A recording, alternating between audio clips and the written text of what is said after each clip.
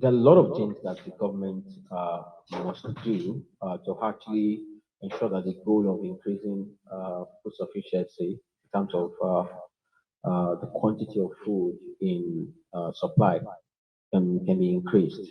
And I mean, locally speaking, the government can also decide to actually say we want to invest our money to bring food in from outside.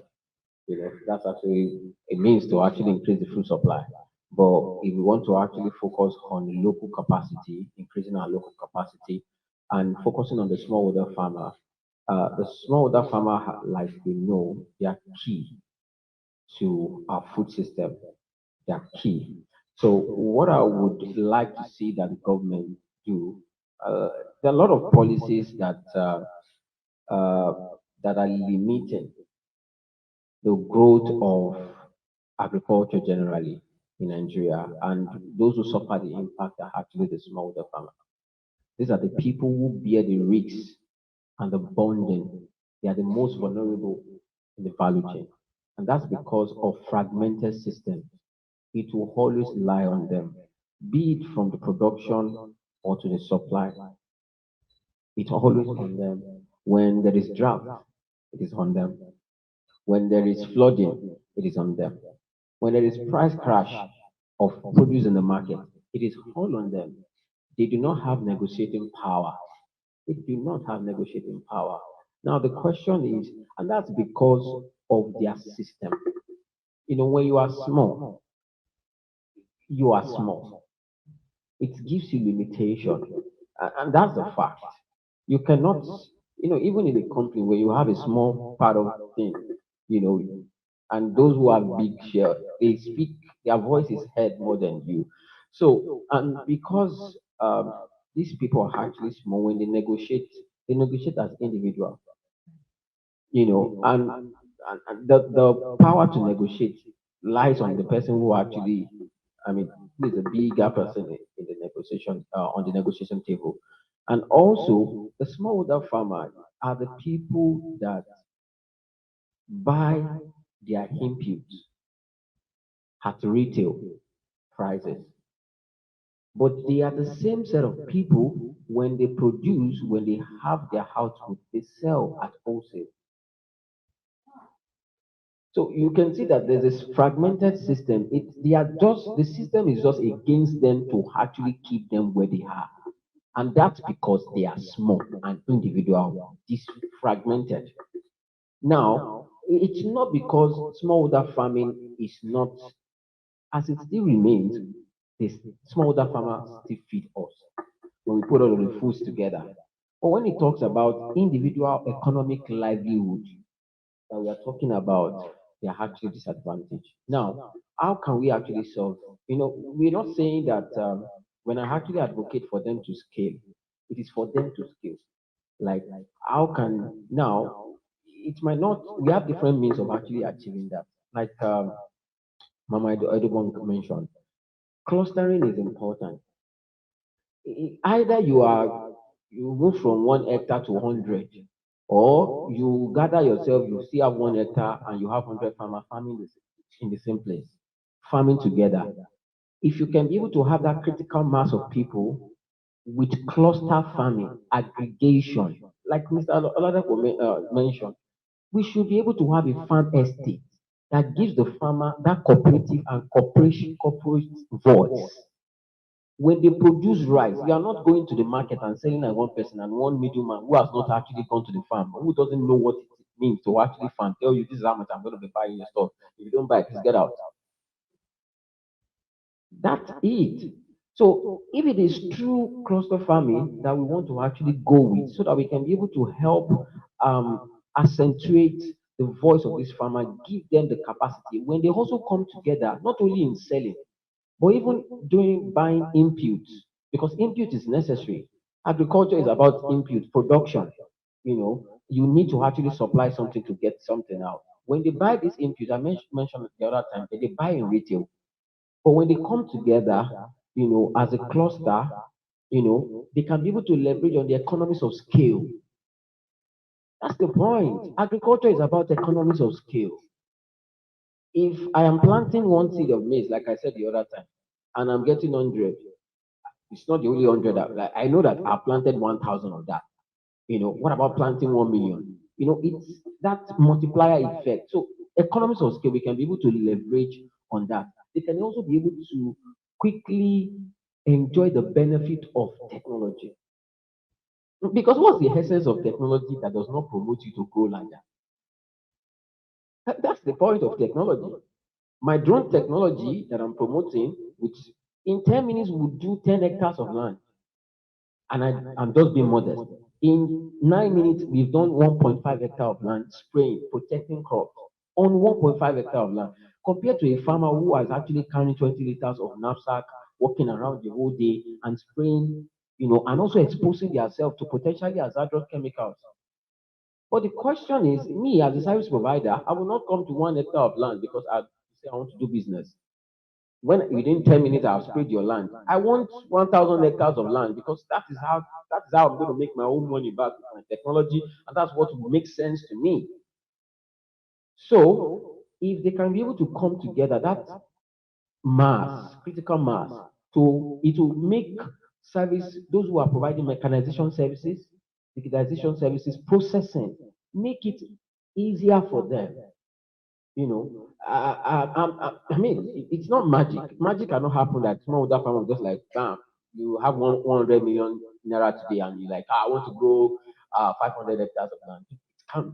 I mean, I don't see how that's possible. So, I mean, easily. But when they come together, and I believe that it is the government that can ensure the development of these hubs, these clusters. It is the government. If the government actually sits up to their responsibility as food security is our business, and to ensure that if food security is our business and the business of the farmer is to do business and make profit, let's ensure that their business also thrives to ensure food security, which is our own goal. It's a circular stuff. If the farmer makes money this year, he will come back. If he does not make money this year, he will not come back. Or perhaps he will not grow as big as the way he has grown. And it will affect the food supply. It's just mathematics to those things. This is how things play. Oh, when the price crashed this year, cassava, the farmer who plants 10 hectares will say, oh, it's priced this year. First of all, the money he's expecting to reinvest back into the farm has reduced.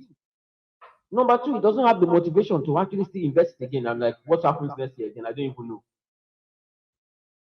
So the government is actually the one who is to facilitate the trust in this cluster farming, creating the enablement. Okay, parcel of land.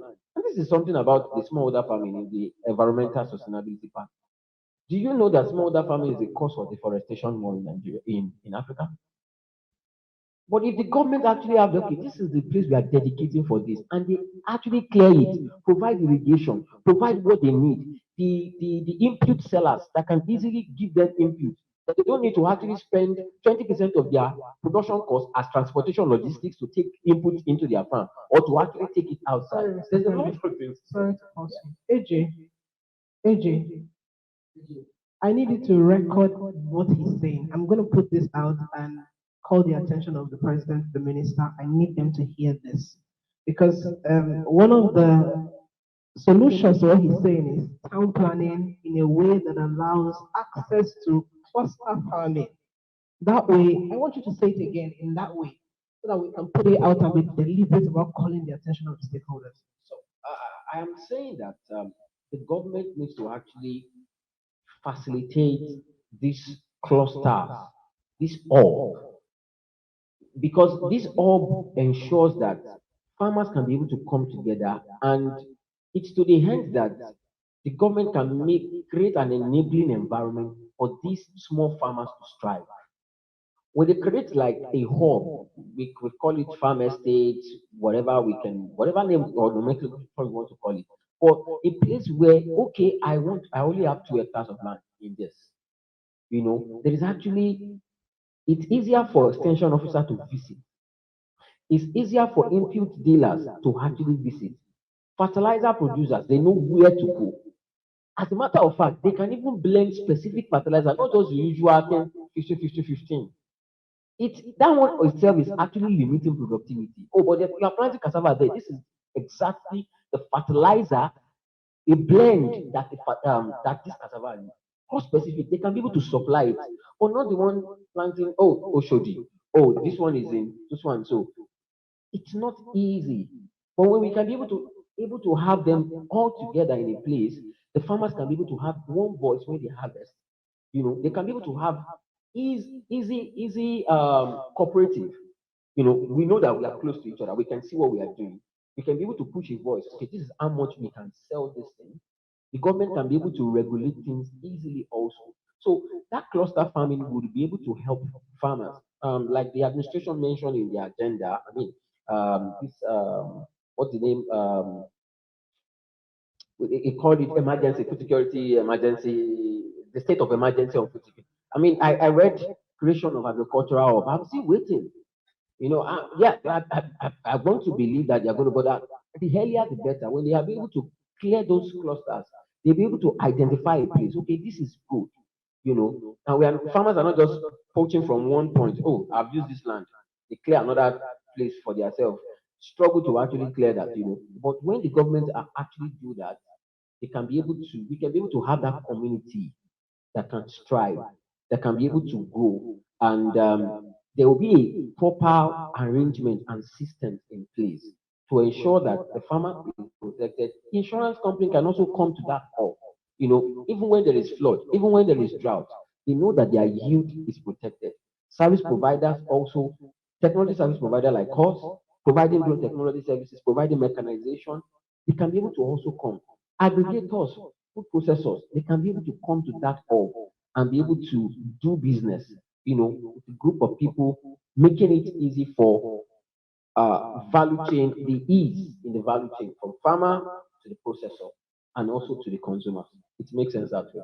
Thank you very much, Your Excellency, Mr. President, the Honorable Minister of Agriculture. What we have discussed here today is an opportunity to make Nigeria a food sufficient nation, and by extension, create a roadmap that other African countries can emulate so that Africa can become not just a food sufficient continent, but also food sovereign.